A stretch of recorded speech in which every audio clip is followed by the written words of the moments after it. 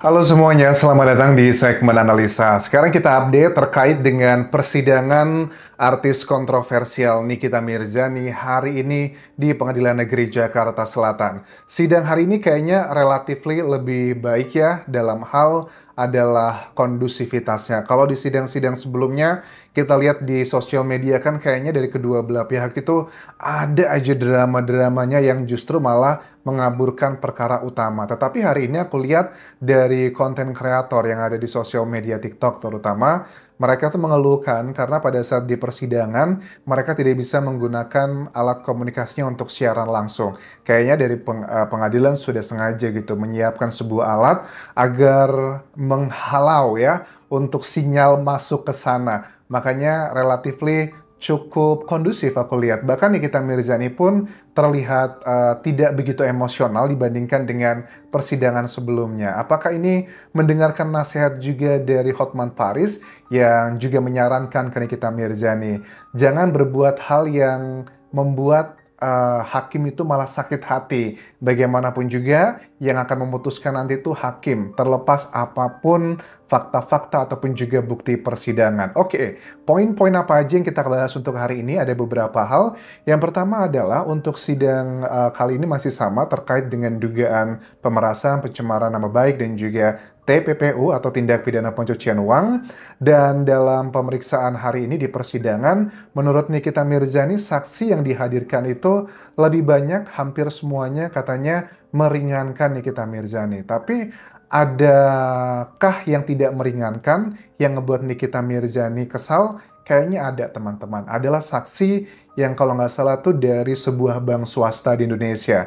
Yang aku lihat tadi ada beberapa saksi kayak ada dokter Samira atau Doktif ya, dokter detektif. Terus juga ada salah satu developer yang menjual rumahnya ke Nikita Mirzani yang juga uang 2 miliar yang ditransfer dari Dr. Reza Gladys ke situ. Dan itulah yang masuk ke dalam TPPU-nya, tindak pidana pencucian uangnya di situ. Terus juga yang paling ngebuat Nikita Mirzani kesel adalah karena ada keterangan dari petugas salah satu bank swasta tersebut yang dibilangnya bahwa ini kayak saya tuh nasabah prioritas loh. Kok rekening saya diacak-acak? Karena sudah jelas kata Nikita Mirzani, uang 4 miliar tersebut kan tidak ada di rekening tersebut. 4 miliar tersebut kan yang 2 miliar dikasih cash katanya. Yang 2 miliarnya itu ditransferkan ke developer perumahan yang dibangun Nikita Mirzani. Bahkan dikatakan begini, ada fakta yang menjadi salah satu bagian Nikita Mirzani bercerita ke persidangan dan juga media yang hadir. Lihat nih dari developernya, saya tuh bangun rumah, beli rumah sama mereka. Harga rumahnya itu 41 miliar, tapi karena saya endorse, saya promosikan di sosial media saya dapat diskon tuh hampir 10 miliar. Jadi saya baru cuma 33 miliar. Terus dia bilang, itu 10 miliar aja cuma gitu doang kerjanya saya. Ini katanya buat Dr. Reza Gladys cuma 4 miliar doang aja. Malu saya katanya dibuat ribut se-Indonesia seperti ini. Terus dia juga bilang, kalau memang kamu nggak punya uang, sini saya balikin uang yang 4 miliar, saya tambahin lagi deh 1 miliar seperti itu. Tapi ini kan bukan tentang sekedar uang doang ya teman-teman, tapi terkait dengan pasal-pasal yang diajukan oleh penyidik, kemudian oleh jaksa penuntut umum dalam persidangan ini. Oke, kita lihat adalah statement pertama dari Nikita Mirzani pada saat selesai persidangan, dan ini yang pertama kali disampaikannya. Kecewa sekali sama BCA karena kebetulan saya juga adalah nasabah prioritas, boleh ditanya sendiri.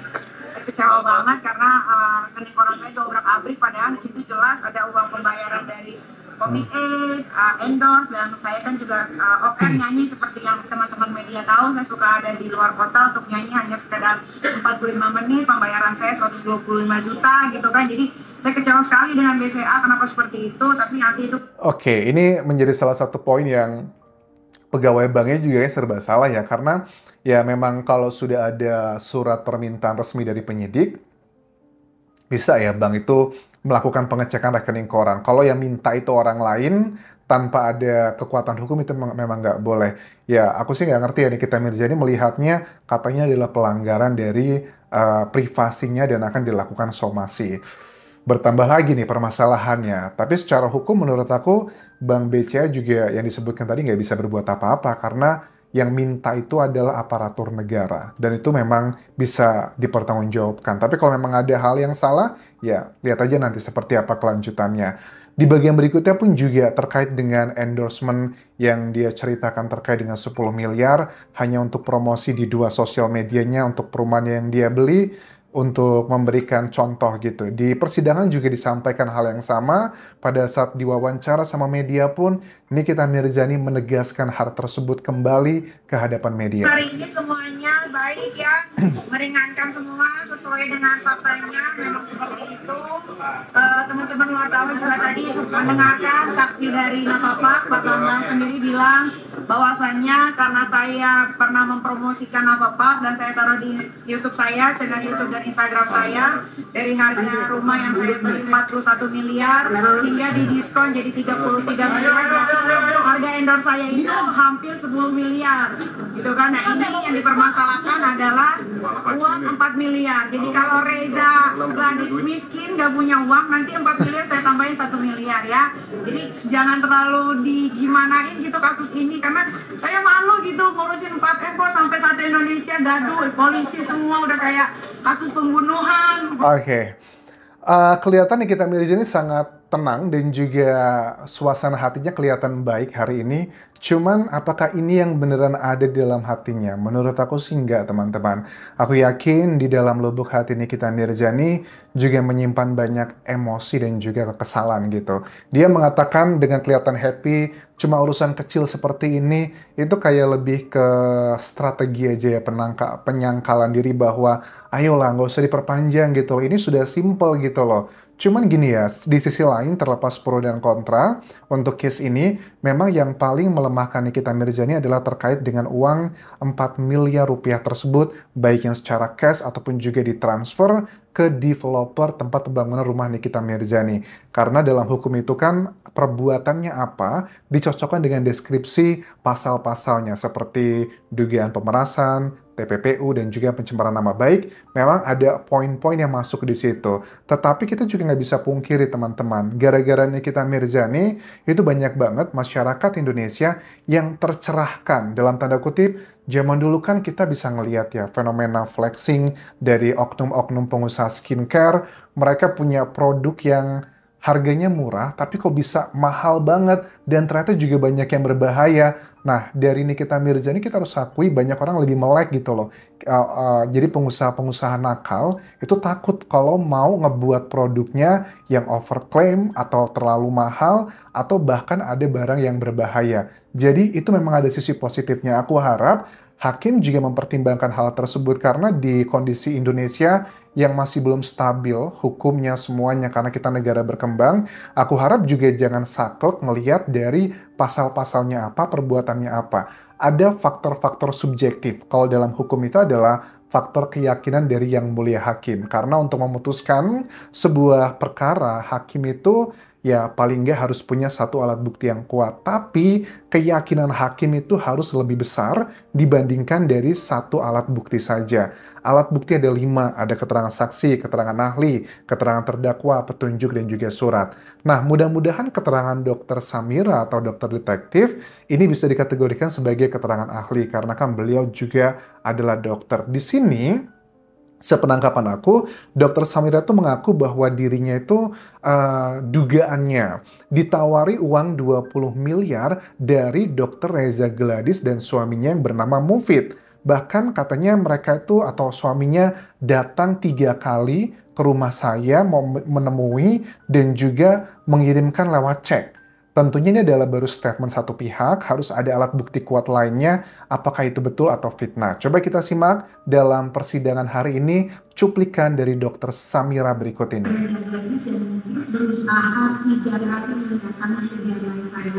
Oh, berusaha 3 kali mendatangi kediaman saya.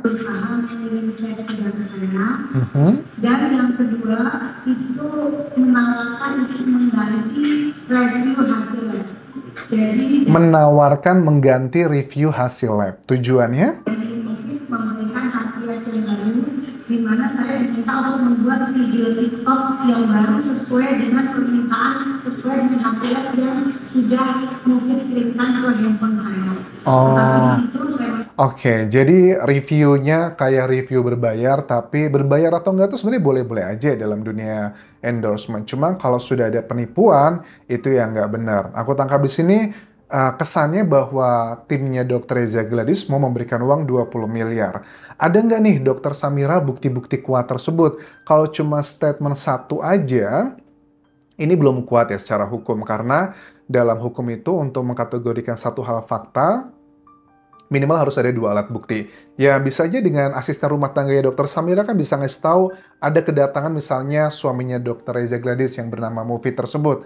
Tapi kan cuma datang, apakah dia melihat gitu ya, ada ceknya atau enggak, atau seperti apa. Jadi untuk Dr. Samira, keterangan Dr. Samira ini baru satu alat bukti, ya ini adalah keterangan saksi. Tapi bagaimana dengan yang lainnya, ada nggak bukti chat-chatannya? Misalnya menawarkan, dokter, saya kasih 20 miliar ya, tapi tolong review pakai hasil lab yang sudah saya siapkan. Atau dengan keterangan-keterangan lain, misalnya rekaman video, rekaman apapun lah begitu, tidak hanya berdiri sendiri. Kalau itu ada, aku yakin ini akan menjadi salah satu pertimbangan yang mulia hakim untuk mengurangi atau bahkan meniadakan atau bahkan menghapuskan hukuman untuk Nikita Mirzani. Secara fair, aku melihat secara keseluruhan memang ada poin yang cukup memberatkan Nikita Mirzani terkait dengan uang 4 miliar rupiah tersebut. Tetapi kalau seandainya ada potensi terbukti bahwa produk yang diklaim oleh Nikita Mirzani milik lawannya tersebut adalah berbahaya, itu akan menjadi satu faktor yang akan meringankan. Kalau hukumannya mungkin Nikita Mirzani dihukumnya misalkan gitu 10 tahun, tapi gara-gara terbukti hal tersebut adalah hal yang berbahaya dan Nikita Mirzani berada di jalan yang benar, bisa aja dari 10 tahun paling cuma menjadi setahun. Dan Nikita sekarang sudah menjalani sekitar 5 bulan. Belum dipotong A, B, C, dan D. Jadi, dan ini juga bisa menjadi salah satu laporan baru, pihak Nikita Mirzani bisa dilaporkan kembali, dan bakal panjang lagi. Dan tidak bisa tiba-tiba atau ujuk-ujuk dalam persidangan itu lawannya menjadi tersangka. Nggak bisa, harus dilaporkan dulu ke kepolisian, polisi menentukan tersangka, setelah itu baru berkasnya diserahkan ke kejaksaan, jaksa ngecek semuanya, baru persidangan. Jadi bukan ujuk-ujuk, langsung tiba-tiba jadi tersangka lawannya, nggak bisa seperti itu, ada mekanisme hukum yang ada di Indonesia. Itu dulu yang bisa aku update mengenai drama persidangan Nikita Mirzani. Sampai ketemu lagi di video berikutnya. Tinggalkan like dan juga komen. Subscribe channel YouTube ini, follow Instagram, Facebook pageku, dan juga akun TikTok Dian Jasa Asmara. Sampai jumpa.